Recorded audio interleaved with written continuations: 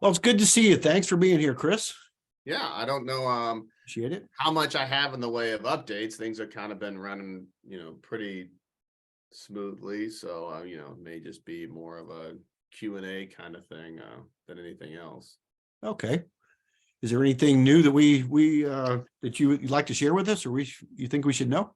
No, I mean, I know that, and I don't know how, the only thing that's really the remnants of COVID stuff is just the presence of safer money. And, it is starting to run out or starting to take longer. And, so for those you may have tenants that are saying they're applying for it, it's going to take a lot longer than it used to. Just the agencies are trying to find money everywhere elsewhere. And, it is still coming in. I don't know much longer that's going to be happening. Frankly, from just practicing law in the area, I'd love it to go away, but I like it for what it does. But it does put new wrinkles, and it does add another layer of where, it used to be people, whenever, they lost a job or knew that they couldn't make payments, they just agreed and said, okay, I know what I'm thinking. Now it's everyone's hoping for a miracle. And we have had most of the people I'm evicting, particularly lower income folks, I'm looking at their ledgers. They haven't paid rent themselves in a year and a half. Yeah. It's been every 3-4 months, $4,000 from safer, $5,000 from safer. So it's been, people come a little bit reliant on it. And I think it's something that it's just, sometimes it causes problems. I've got a client who we have new legal concerns where a tenant, they actually evicted her because it took so long to come out. And then a month after we evicted her, the safer money comes in, including the month after we evicted her. So now we've got, we're dealing with, trying to make sure that we're not committing fraud and so that, we got to at least send that month back to wherever it came from, or get the approval to send it to her somewhere, because we are still in contact with her to make sure she can use it for wherever rent, she has going forward. And so it's a new challenges.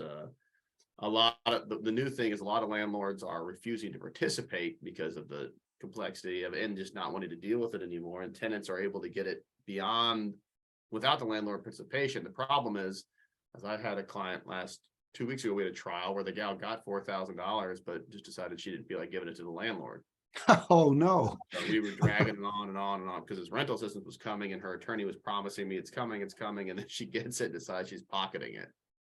So what, as far as you're concerned, what happens there? I mean, I called up one of the agencies and said, hey, can I report her? Is there something, not that I thought that it was ever going to result in anything, but they pretty much told me you can, and it'll stop her from getting rental assistance in the future, most likely, but it's not going the federal government's not going to prosecute individual tenants for stealing $4,000 in money. It's just never going to happen.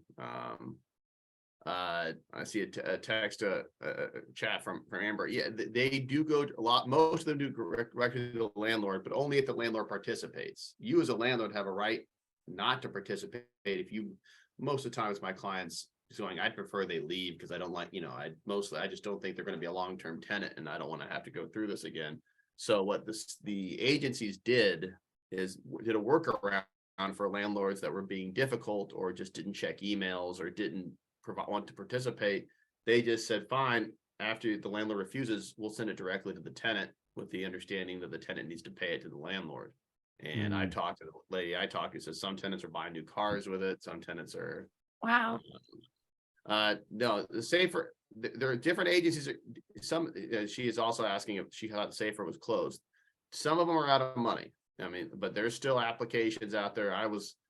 Last week I was checking this just because for that case I was on, I was checking to see what I had to do to apply myself, just so I knew what to ask the tenant when she applied for what she checked. And they're still doing applications, but a lot of them are running out of money. So it's being the one who seems to have the most I hear now is this place Live Stories. They seem to be paying out most of them. But it's all moving, but I'm hearing they're running out, and I suspect that, based upon the whatever money's left, that's the money that's there. I mean, we're not getting any new money from Congress, particularly after Tuesday. I can't imagine that, there's going to be a bunch of new money rolling in on this, but, I'm sure Congress's appetite for spending a bunch of money is going to be, with inflation and everything like that, is going to be temporarily not in that realm. So what money's out there is there. Now, that being said, I never figured Missouri was ever going to spend all the money they got, because that would require too much competence. And so there. I saw a chat that asked about the difference between St. Louis City and county. They're different agencies. I honestly don't know the rules as far as who qualifies, what qualifies. I honestly, if you have a tenant who's not wealthy, which most of your tenants aren't, they generally are going to qualify. There's not a whole, early on in the process, there was a lot more hurdles they had to jump over. They had to show pay stubs, and pretty much now, as I understand it, you have to show a lease and you have to sign something saying that you are, I think it's within like 80% of the poverty line or something like that, and then that you have a need, and pretty much that's all you have to say and you get it. Like right now, if any of you wanted to commit fraud and say you were a tenant, you could probably drop a lease and say you qualified, and they'd send you a check. I mean, don't say that. Well, it's possible, and it happens, and of course the landlords are the ones who are going to get prosecuted for that kind of stuff. Yes, the county is still sending most of the places, just to be clear, are still sending it to the landlord. There are ways when the landlord refuses that if they don't participate, that they will send it to the tenant. So most of them, and if you participate as a landlord, the preference for all these agencies, it's faster and they will send it directly to you. That's their preference. But there are ones where the tenant, where the landlords just say, no, I don't want the money, I want them gone, and they will apply from a place that doesn't require the landlord to sign something saying they want them gone. And if the reason being is that the tenant can then take that check, hand you a check with no strings attached, and you have to take it. So that's why they have that. It's a minority of it, but I have a lot more landlords now that are sick of dealing with the rental process, and they just want tenants who are working in there and who are not reliant on that. So they just say, no, I don't want it. It's more than I saw early on. I think the county was the first one to do it, and the city's been following suit, but it takes longer and it doesn't happen super often, particularly with your tenants that are on month-to-month leases. They can't prove that they have a binding lease to do it. So it's certainly a more arduous process, but it's there. Like I said, I spent 4 hours in court on Wednesday arguing about it. So people do get it said directly. So yeah, so rental assistance it's still there. It's still worth applying for people, for if you want to wait, if you trust people, particularly if people got behind and they want to keep paying while the other assistance is coming in, it makes some sense. I wouldn't tell anybody to not participate just based upon the timeline, but I just wanted everyone to become realistic. But it's used to be you apply and you might have a 2-3 week turnaround. It's just now it's looking more like 2 months. Oh, wow. So you probably want to look. You probably just want to look at their background and see what kind of tenant they were to begin with. It kind of sounds like. I mean, it's one of these things where, I mean, if they've been good payers and they, lost a job for a couple of months, I mean, and then I say, I got another job, but I still need help catching up, then, do it on a case-by-case basis. It's just one of those. And then you could still file a rent and possession suit while the application process is going on as well, too, if you wanted to stop the bleeding and ensure that you're done. Now, filing a rent and possession or any suit at this time of year, you're pretty much, it's January before you're getting anything done. You'll get them into court, but like in St. Louis City, my judge this week told us the trials I was setting in St. Louis City are all the trials I'm going to get this year. Oh, wow. So, now his is a special case because he still does virtual, so his dockets are still stacked and backed up. So county's a little bit more fluid, but the city's a little bit slow now. But luckily, we are getting a better judge. It's not the right terminology. A judge who in January who's already announced he's not doing virtual dockets. Everything's going back to the way it was before COVID. So things should run pretty smoothly and and it's going to be back to normal in 2023 with maybe remnants of safer, but that would be the only difference as far as things you had to think about with COVID.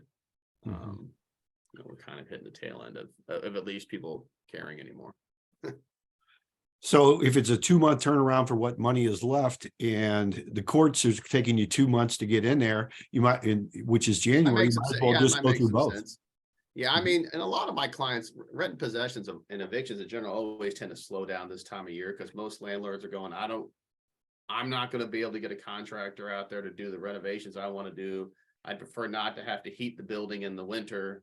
So that a lot more my clients are willing to work with tenants through the winter months who are slow payers. And then come spring, if they haven't gotten themselves cleared up, tax returns and things like that, then they decide, okay, it's time to get them out, renovate the place, and then get a good tenant in there in May, June. Yeah, tends to be the timeline. That sounds like good advice. So just kind of if it really boils down to the person, then I think, which a lot of things do, if you feel good about your tenants, you work with them. If you don't, then, you kind of maybe look towards spring, it sounds like. Yeah. I mean, the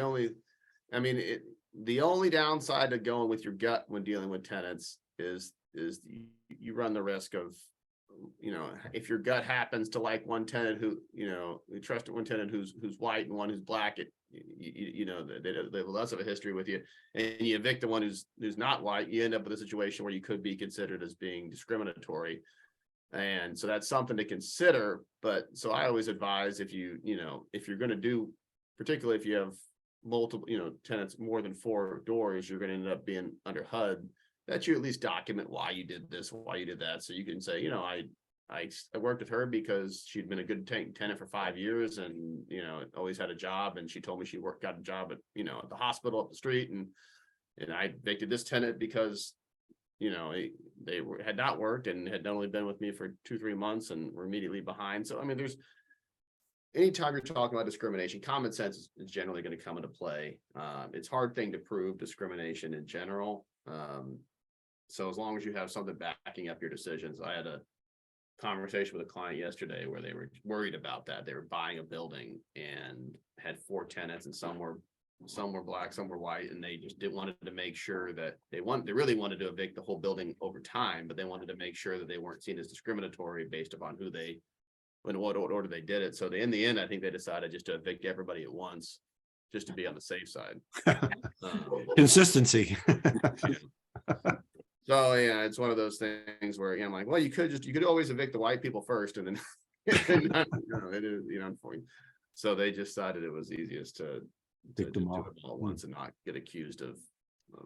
So it's something to think about. Yeah, there's a lot of things to think about when it comes down to it. I know with the HUD laws and everything else, just consistency is what I remember from loans when I was a mortgage broker. You had to be consistent no matter what you did, straight across the board. No matter who they were. It comes mostly into play with both evictions and who you rent to. So if you see it a lot with both on race and I say a lot. You don't see it a lot in general. Most people don't run to HUD because you reject them or evict them. They may sue you in small claims court or this, that, or the other. But you see it in the application process with kids too. People with kids. I've had only time I got a client actually get in trouble was he preferred not to rent, particularly his second floor units, to people with children. He felt like it disturbed the people down below. So if he had only had second floor units, he would try to steer people away with kids, and that got him in trouble with HUD. And so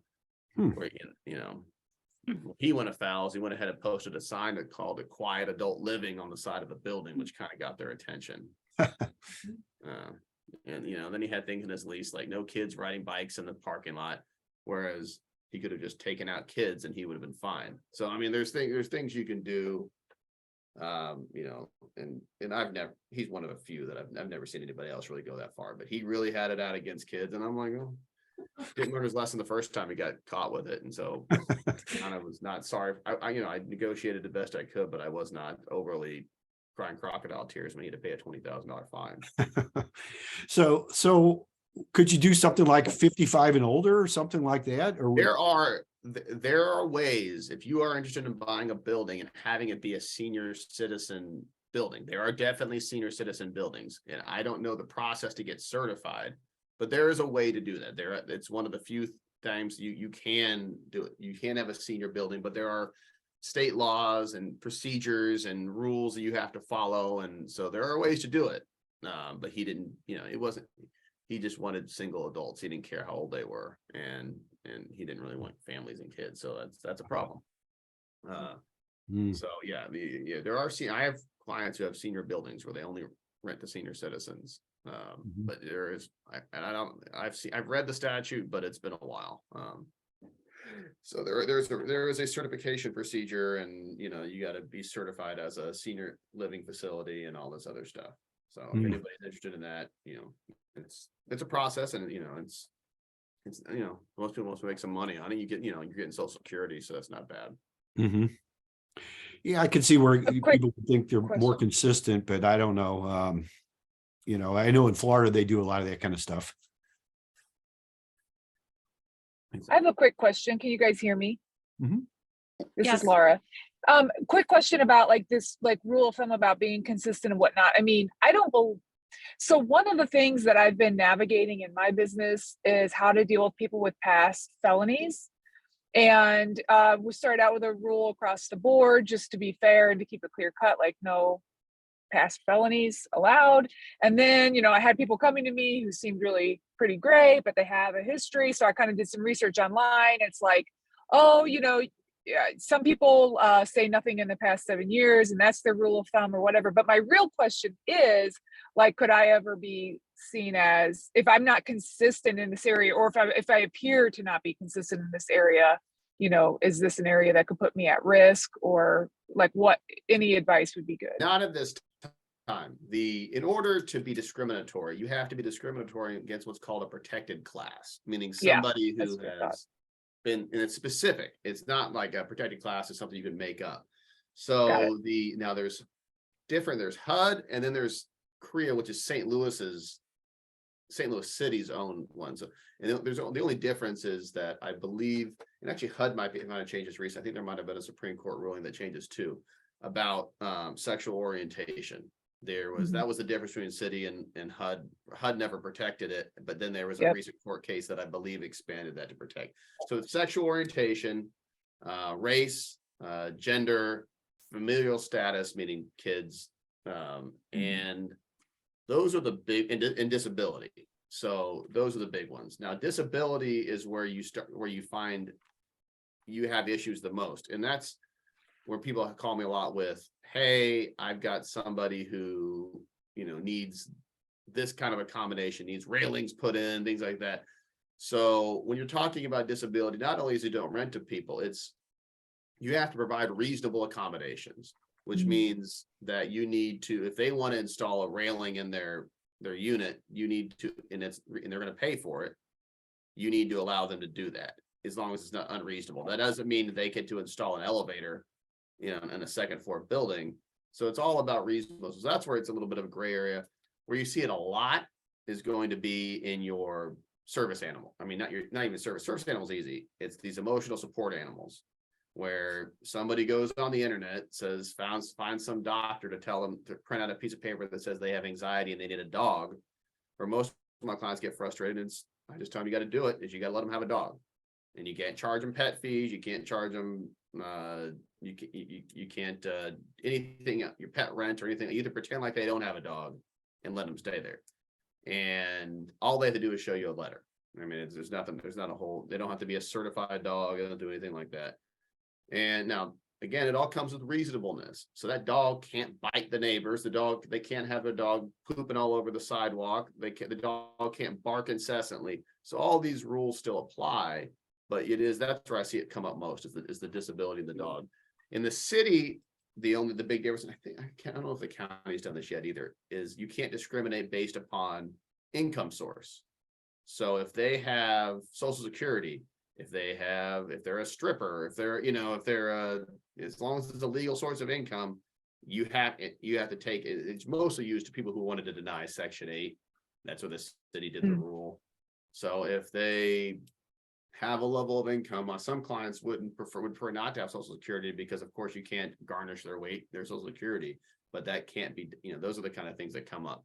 So back to your question, as far as for non-protected classes, felonies are not yet. There is a push to make certain legal criminal backgrounds as a protected class. It hasn't happened yet. So you could pick and choose whatever felony you want. A lot of my clients, don't care about certain, hey, I got a felony stealing when I was a teenager, or I have a drug conviction, but they're going to draw a line at, sexual assault and, child predator, things like that, to where they, so feel free to pick and choose how you want there. Feel free to do background to look at an individual case. And if it's a non-violent felony and something that, you're fine with, and then that's fine. Maybe, but you're not going to get trouble for that yet. No, but that's where you just keep an eye on the laws changing, because they do change over time. But as of yet, that is not criminal background is not a protected class. So in theory, I can use my gut anytime I want on that particular. Yeah.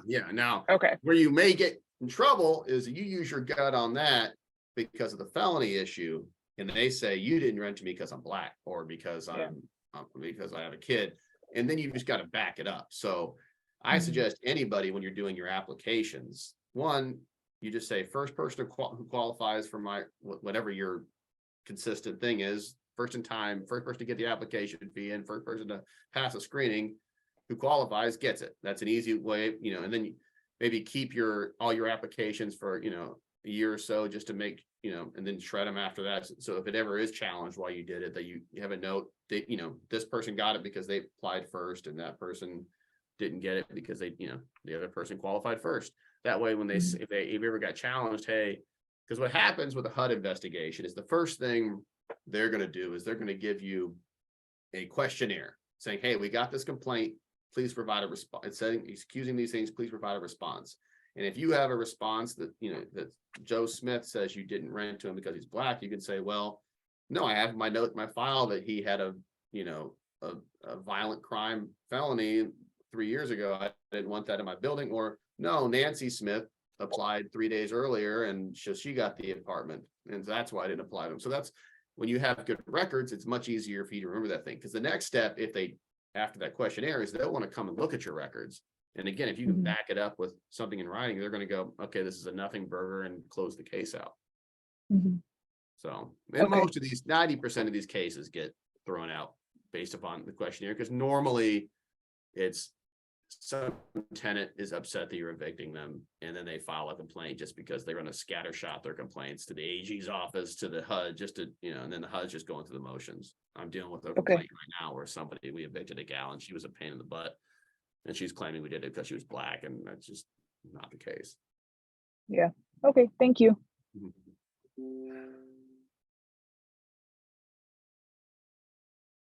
So let's see, I'll check for bringing that up. I really appreciate that. Thanks, Laura. Good question. Yeah. All right. Anybody else have anything?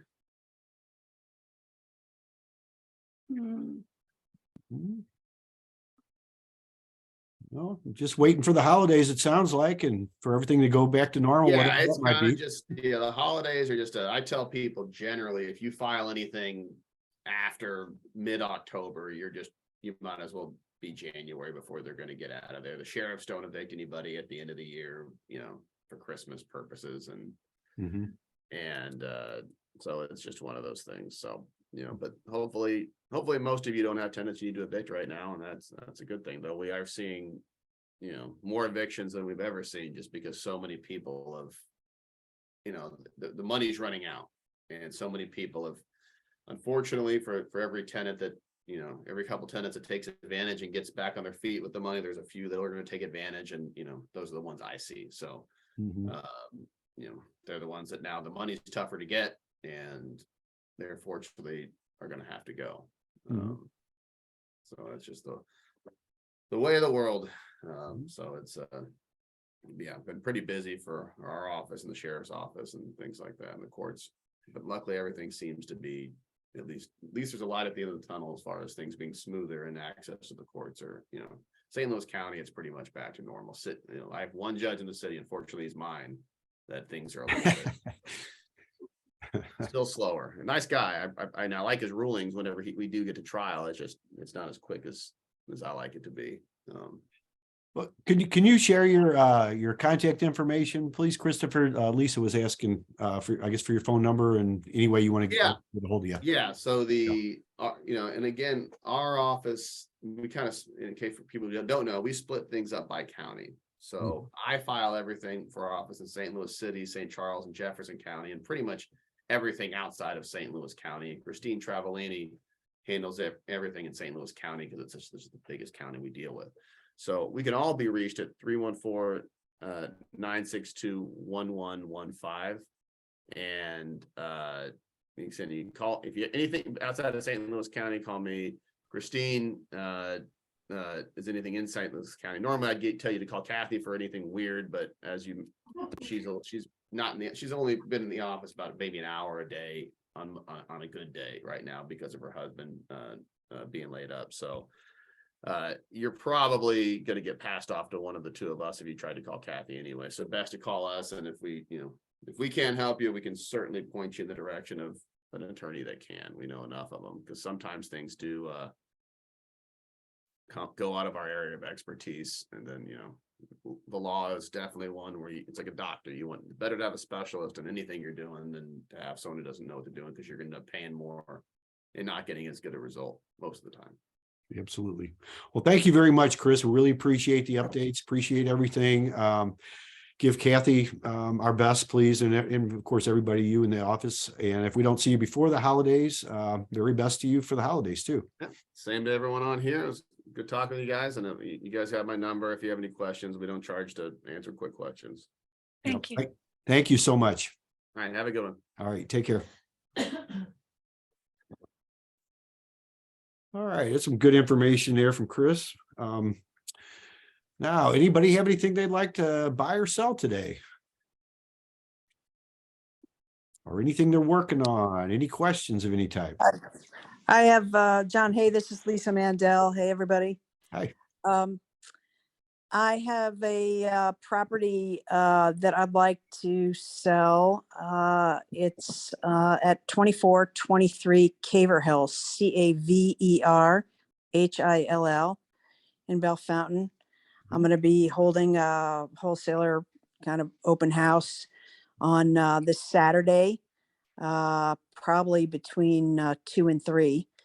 But I can put my email in the chat or my phone or whatever, and you guys can reach out to me directly.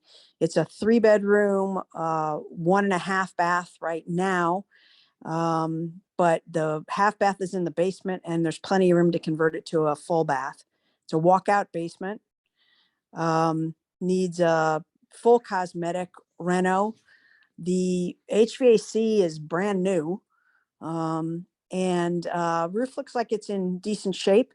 It's a 1-car garage attached, and I think it's probably about I think it's 1,100 square feet, maybe 1,132 square feet upstairs. I'm happy to answer any questions if you have them. Okay. And I'm asking 75. Sorry. Okay. All right. And when was that open house? You said Saturday. What time was that, Lisa? I'm probably going to do either between 2 and 3 or between 3 and 4. But I can put my contact info in the chat, as I mentioned, and you can reach out to me to confirm. Okay, great. Yeah, any way you would like for us to get a hold of you, your contact info would be great if you could do that. Okay. And if you don't mind mentioning it too, so those that are watching the replay that don't have access to the chat, they could also sure. know that. That's a great idea. My phone number is 314-477-1142, and you can call or text. Okay. That's probably a better way to get me than email. Okay. We're also overwhelmed with email. I know you guys are too. I've missed things. Okay. Thank you. Thank you very much. And Linda, it looks like she asked about seller financing. I just Okay, so- responded. Gotcha. Okay. All right. So this looks like a wholesale deal, and that's at Belfountaine area. Yes, sir. Yep. Okay, 63137. Would that be right? 631-336. I could be wrong about Belfountain. It's really near Belfountain, but it might be technically Okay, someplace else. I can look it up. Great block though. that's okay. And it's 2423 Cabber Hill. Yes. Okay, great. Thank you. You're welcome. Thank you. Okay, there's a wholesale deal for somebody. If you want to take a look at it, get a hold of Lisa. And it sounds like Saturday's a good day. That's tomorrow. So I would put that on your schedule. Thank you. Anybody else have anything today that I can share? I was gonna share about my hunt for my next apartment building, but I think almost everybody on here has heard me do it over the last couple of weeks. So I'll just give a quick overview. Everyone, I'm looking for multifamily, preferably 8 or more units.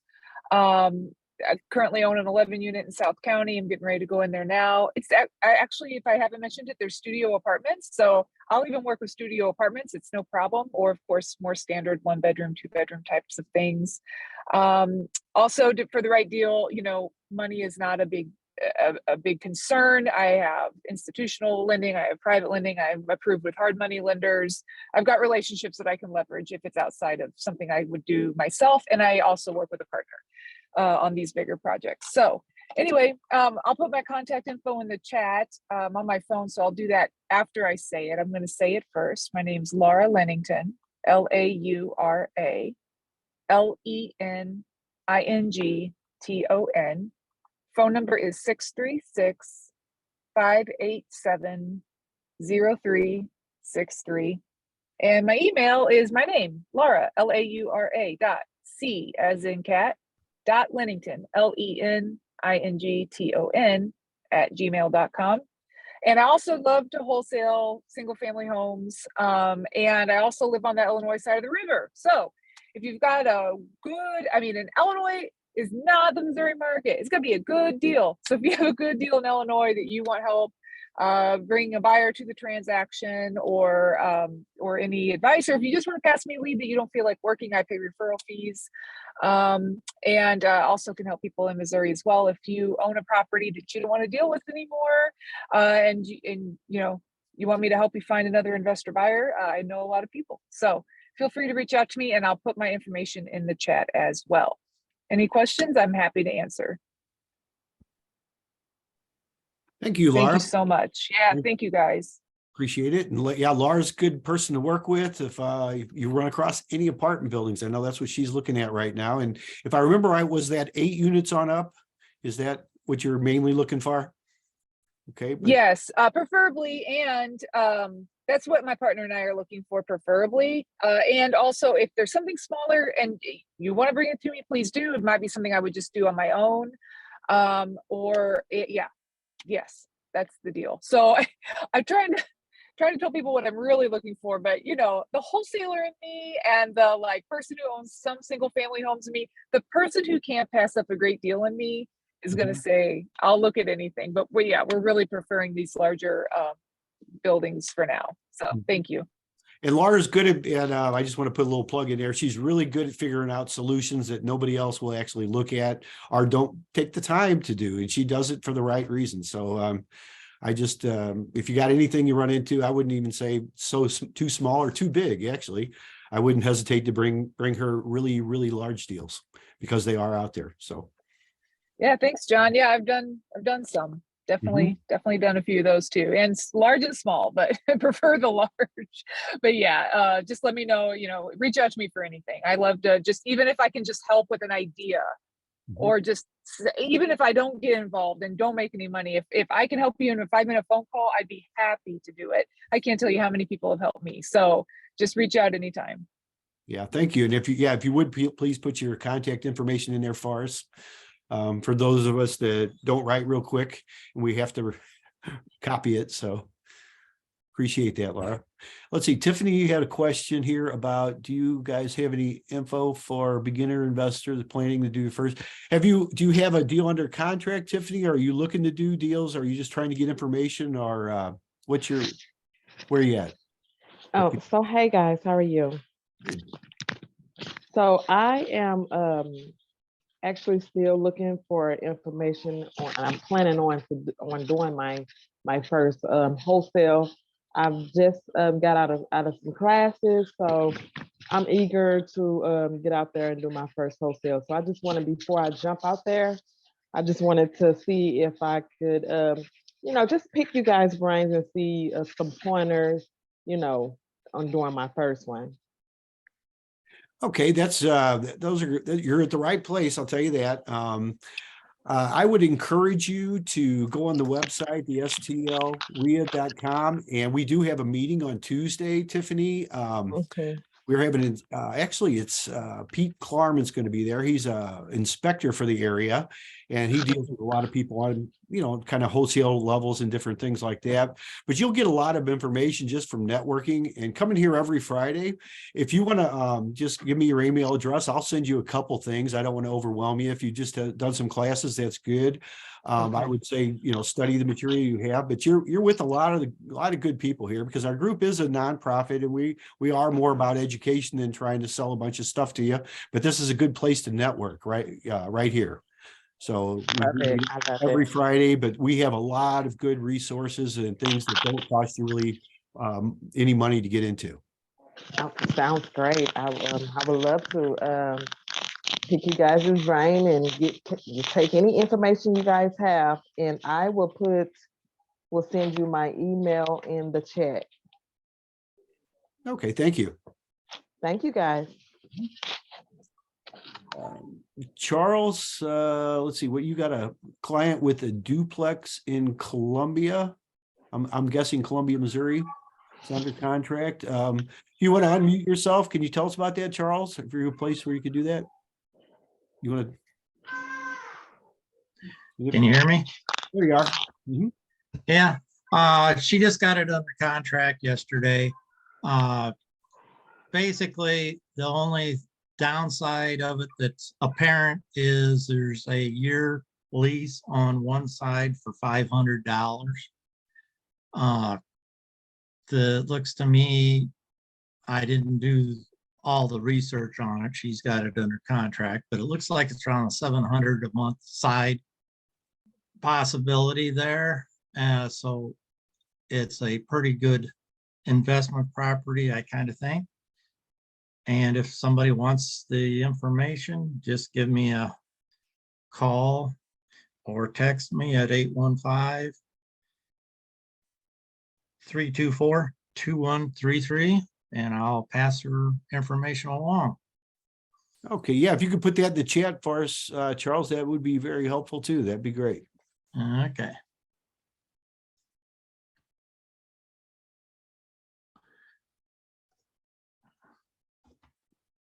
Okay, it looks like Melissa, you had something you'd like to share with us?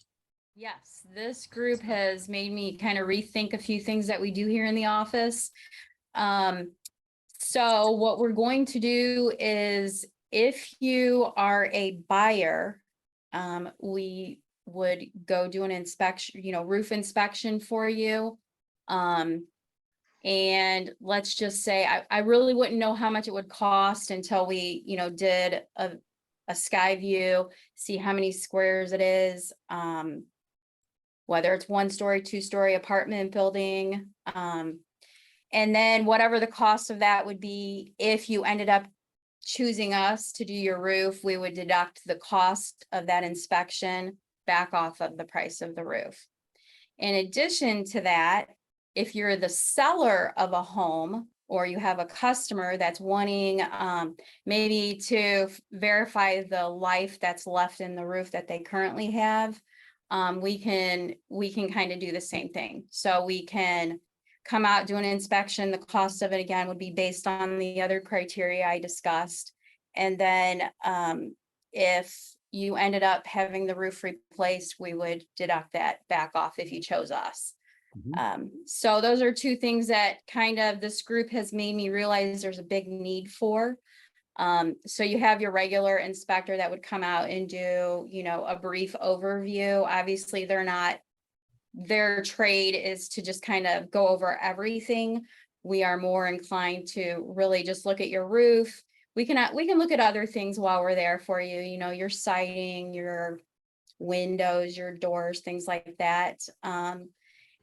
So yeah, thanks to this group, I've kind of come up with something that I think there is a need for. So you can reach out to me at 314-504-1581, and we can go over any details that you would need. Also, if there's something you need done for your home, if I can't help you, I usually have a referral for you. So please reach out to me. Again, my name's Melissa. I'm with One Way Construction. My phone number is 314-504-1581. Thank you. Thank you, Melissa. Could you put your number in the chat for us, please, too? That's great. Very helpful. I know Melissa's helped a lot of people in our group, and she does a good job. She's very thorough and very good at looking at things, and she is good at recommending people. Laura, did you have your hand up? Yeah, there? Melissa. Yeah, do you guys do gutter cleaning, Melissa? We do not do gutter cleaning, but I could probably find somebody for you. We have a handyman that does work, you know, and I could probably just give you his information. Okay. Okay. Thank you. You're welcome. Just give me a call. Yeah, the gutters are getting full right now, too. I know all our leaves came down off the trees right out front here this last week.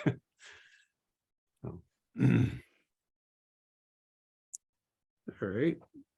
Very good. And yeah, and Melissa, you may want to, I don't know if you know Pete Klarman, who's going to be at our meeting on Tuesday, but if you can at all make it, he'd probably be a good one for you to talk to. So I know you might be able to, I don't know, get some ideas back and forth, or you probably even know some of the same people, would be my guess. So I know you both been around for a little while. It's definitely on my schedule to attend. I want to meet everybody in person. Yeah.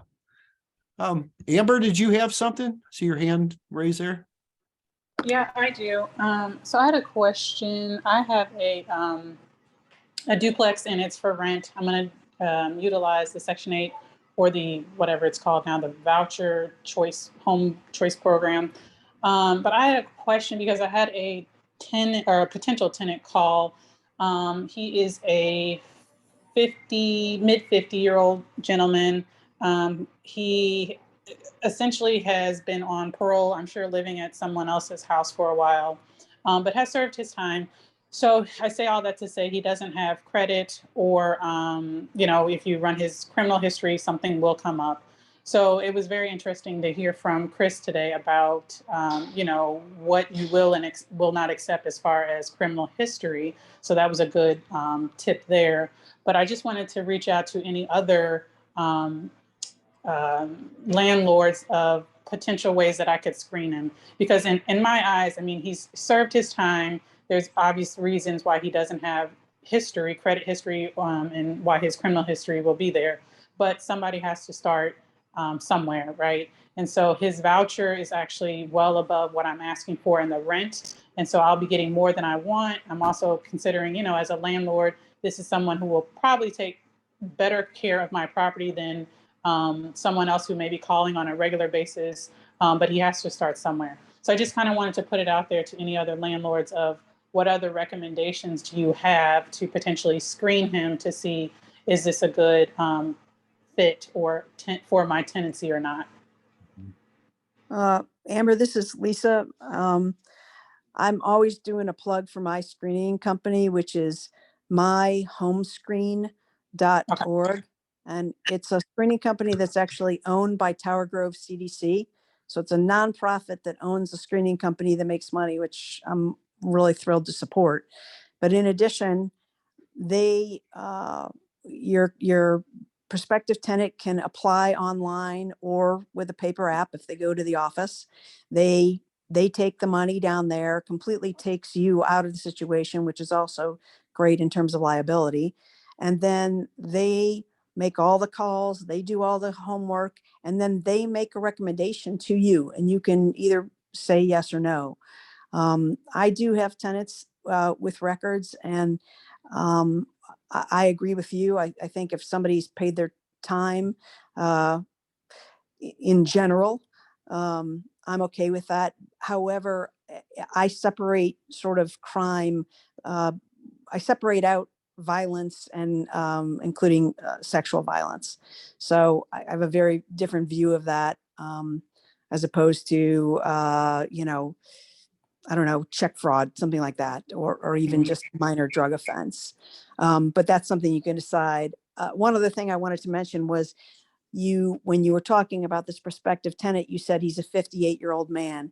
And one thing you want to be careful about is not asking how old somebody is. So if he volunteered that information, that's one thing, Right. but you don't want to ask how old somebody is. That can get you in trouble. Nope, no, I definitely agree. And I did not, his daughter was calling around for him.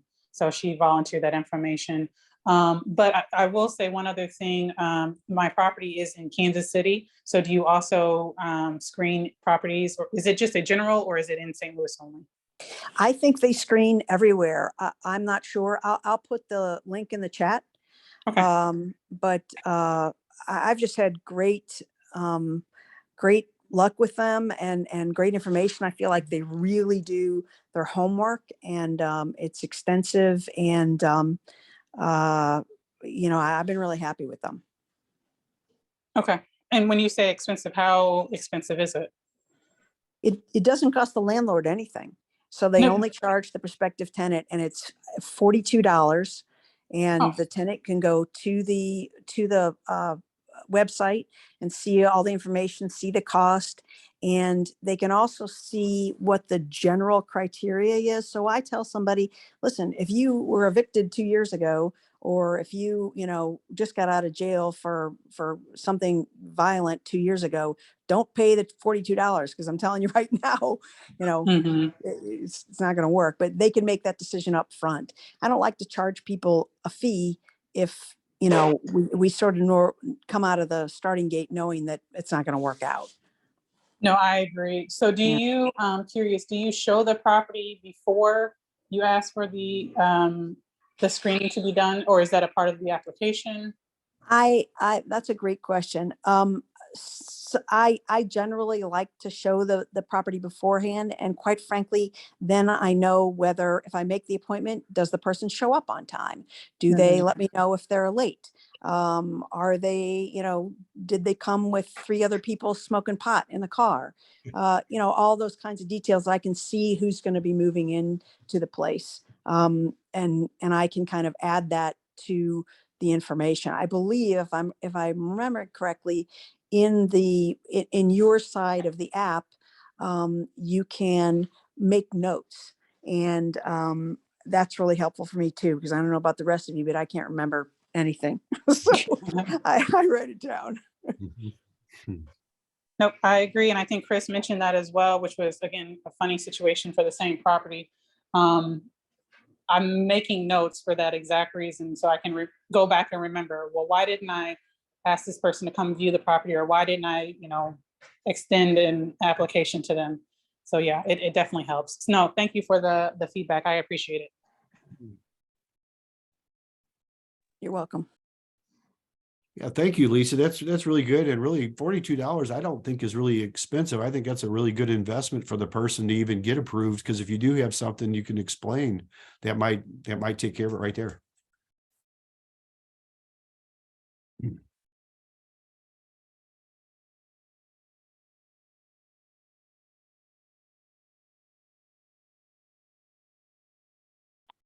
Oh, there you go. Okay, and there's the website, myhomescreen.org. That's good. Thank you. All right.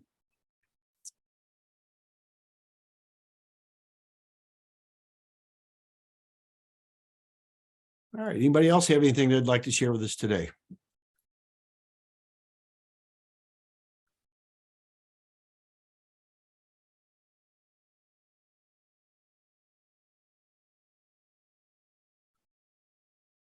Right.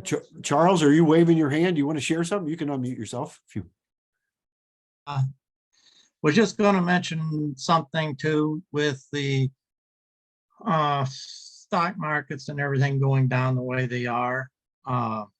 There's a fund, a secured investment corp. I've got a fair amount of money invested with them myself through IRA, and you can get involved in it for as little as $1,000. And it's been running like 8 to 9% on an average. So it at least keeps your money not losing every day as opposed to being all in the bank.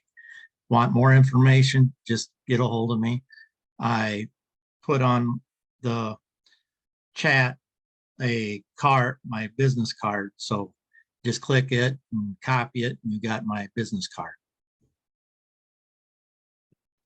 Okay, thank you, Charles. And I do want to say, though, that we are not financial advisors, and please do your own due diligence on everything.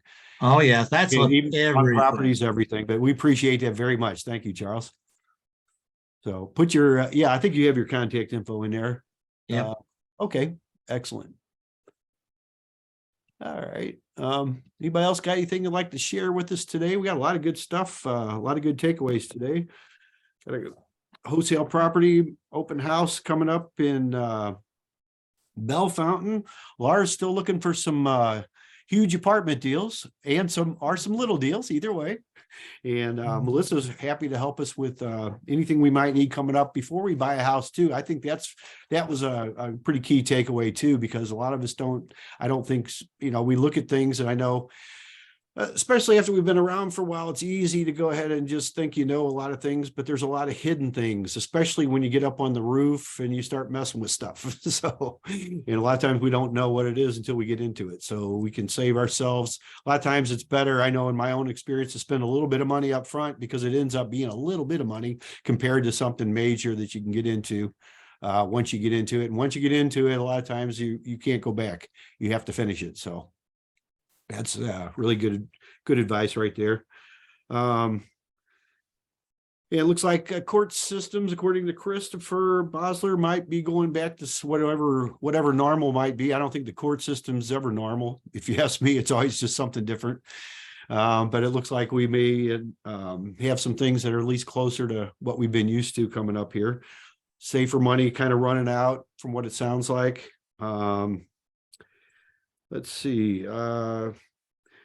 Anything else? As far as getting screened, myhomescreen.org, Lisa, that was good right there too. I think $42 is a pretty good investment myself for screening somebody like that, because I know there's a lot of things that companies can come up with that we as individuals can't come up with. We can do a lot on our own, but there's still some things that, and I guess it boils down to where if somebody wants to defraud you, they're going to do it, and that's unfortunate, but that does still come up, and maybe they can catch some stuff that we don't catch. So Can I just say one last piece of logic on charging a tenant for screening, right? So like I charge $50 because I want any tenant who's putting an application in to be serious and really want the place, and I just, like Lisa said, like I do make sure that they understand what I'm looking for. That way I don't want anyone to pay that I wouldn't want to approve, but it's like making it actually cost something puts their skin in the game inside of this application process. So yeah, 42 is great and fair, and I love that it supports the nonprofit, but like, let's just don't feel guilty about having your tenants really pay for an application, whether you're going through that service or your own service. I really think it sets the whole relationship up in a strong way. that's a great point, Laura. I know when we used to charge for credit reports, the people that wouldn't do it, there was always a reason. And somebody that's going to put $50 or some, $100 into it, by having just a little bit of skin in the game makes a big difference over something free that they can walk away from. So I agree with that 100%. Very good point.